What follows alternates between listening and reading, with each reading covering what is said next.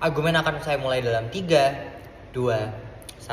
Selamat pagi Dewan Juri yang saya hormati. Saya pembicara satu dari tim oposisi pada pagi hari ini akan mendefinisikan dan menyanggah argumen-argumen dari tim proposisi yang menyetujui mosi pada pagi hari ini.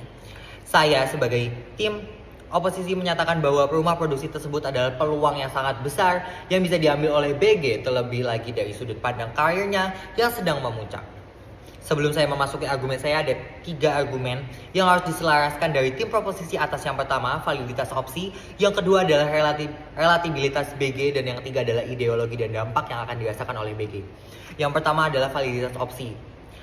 Tim proposisi menyatakan bahwa opsi ini menyangkut kehidupan personal BG dari kecil hingga masa sekarang. Dan bahwa BG tumbuh di negara miskin dan susah sehingga tidak pantas mengambil tawaran tersebut atas trauma-trauma yang terjadi di hidupnya, mau kemiskinan struktural atau bahkan penindasan yang terjadi. Namun, dalam konteks karir, Dewan Juri yang saya hormati, opsi inilah yang dapat membantunya untuk melangkah lebih jauh dari kemiskinan struktural dan penindasan yang mungkin ia pernah alami selama ini. Dan ada satu hal yang dilupakan oleh tim proposisi, bahwa belum ada kejelasan hukum mengenai isu-isu yang beredar dari rumah produksi tersebut. Dan menjadi dewasa dan bijak, tentunya BG tidak akan percaya pada isu-isu yang tidak berdasar seperti itu, apalagi BG adalah aktor yang berpengalaman sehingga ia pasti mengetahui seluk-beluk dari rumah produksi itu sendiri dibanding media-media yang menyebarkan isu tersebut. Dan bahwa gosip atau isu kecil seperti itu sangat mudah tersebar hingga menjadi isu yang sangat besar, apalagi di tengah masyarakat yang anarkis dan hipokrit seperti masyarakat sekarang. Yang kedua adalah relativitas BG. Tim proposisi menyatakan bahwa sesama pejuang HAM dan buruh, BG akan merasakan kedekatan antara isu-isu yang beredar tentang penindasan tersebut dengan trauma-trauma yang terjadi di masa lalunya. Namun, Dewan Juri yang saya hormati, dalam konteks HAM, pilihan tentang memilih rumah produksi ini juga valid dijalankan oleh BG, dan bahwa seluruh masyarakat di bumi ini tetap memiliki hak atas segala keputusan yang mereka ambil. BG ini adalah aktor terkenal yang pasti sudah mengetahui seluk-beluk rumah produksi, dan bahkan jauh lebih tahu daripada media yang menyebarkan isu atau gosip tersebut.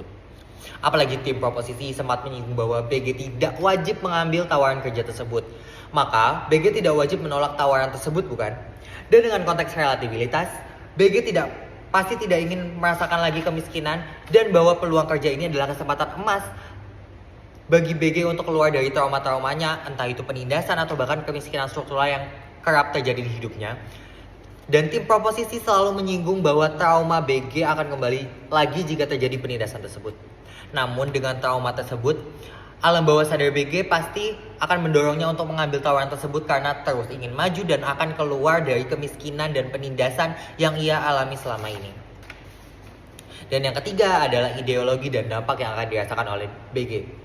Tim proposisi menyatakan bahwa BG tidak pantas mengambil tawaran ini karena BG pasti sangat pro terhadap HAM buruh dan tidak setuju akan penindasan dalam bentuk apapun. Dan dampak fisik dan mental akan terjadi dan dialami oleh BG.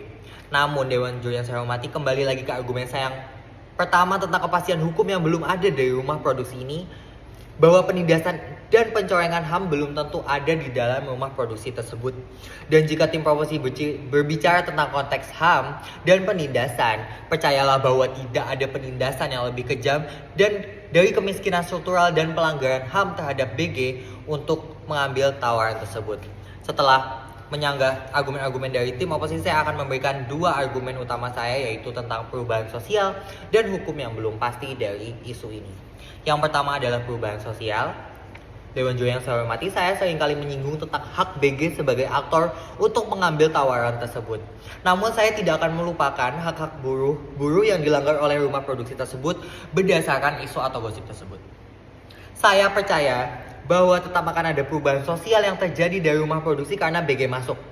BG adalah aktor yang sudah dewasa dan bijak, sehingga ia tahu mana yang benar dan mana yang salah. Dan jika tim proposisi menyatakan bahwa BG terikat kontrak dan akan bungkam karena rumah produksi tersebut, justru dengan pengetahuan dan pengalaman BG, ia bisa menguak tentang apa yang terjadi di rumah produksi tersebut.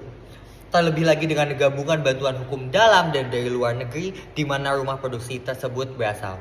Sehingga ia malah memberikan perubahan dan kebebasan untuk buruh-buruh yang tertindas di rumah produksi tersebut jika ia menyelesaikan kasus ini, dan di mana banyak orang yang bungkam mengenai penindasan yang terjadi selama ini di rumah produksi tersebut, yang artinya BG bisa menjadi perubahan sosial dan struktural dalam rumah produksi tersebut.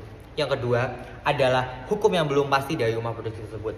Dewan Juri yang saya hormati, belum ada data yang pasti tentang penindasan yang dilakukan oleh rumah produksi tersebut, sehingga kita sebagai masyarakat yang bijak tidak boleh termakan hoax atau harus melakukan research sebelum menyimpulkan. Dan kita harus dukung terus hukum yang berjalan terhadap kasus ini.